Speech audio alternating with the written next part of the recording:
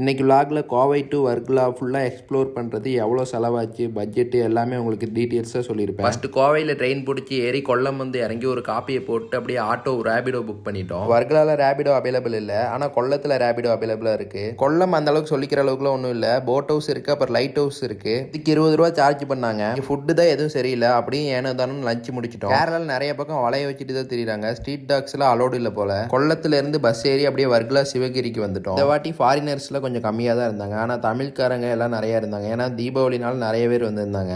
நாங்கள் பீச்சுக்கு பக்கத்துலேயே ரூம் எடுத்துட்டோம். அந்த ரூமுக்கு வந்து 1500 சார்ஜ் பண்ணாங்க 24 ஹவர்ஸ்க்கு. நாங்கள் ஸ்டே பண்ணது வந்து 4 பேர் ஸ்டே பண்ணோம். அப்போ ஒரு ஆளுக்கு 375 ரூபா வருது ரூமுக்கு. இங்கே ரூமு, ஃபுட்டு, அப்புறம் டிராவலிங் இது 3 சேர்த்தா ஒரு 1000 ரூபாயில் நீங்கள் பட்ஜெட்டில் முடிச்சிடலாம். வர்க்கலாக்கு போகிறீங்கன்னா முக்கியமாக நைட் எப்படியாவது ஸ்டே பண்ண பாருங்கள். அப்போ தான் உங்களுக்கு வந்து நிறையா டிஜே இந்த மாதிரிலாம் கண்டக்ட் பண்ணுவாங்க. நல்லா ஜாலியாக இருக்கும். நைட் லைஃப் தான் அங்கே பயங்கரமாக இருக்கும். ரூமில் வந்து மட்டையாயிட்டோம். அடுத்த நாள் காலையில் வந்து அப்படியே சாப்பிட்றதுக்கு மந்தி போயிட்டோம். ஏன்னா இங்கே வேறு எதுவுமே நல்லா இல்லை. நாங்கள் செலவு பண்ண பட்ஜெட் பார்த்தீங்கன்னா 1200 ரூபா. வேறு ஏதாவது டவுட் இருந்தால் கமெண்ட் பண்ணுங்கள்.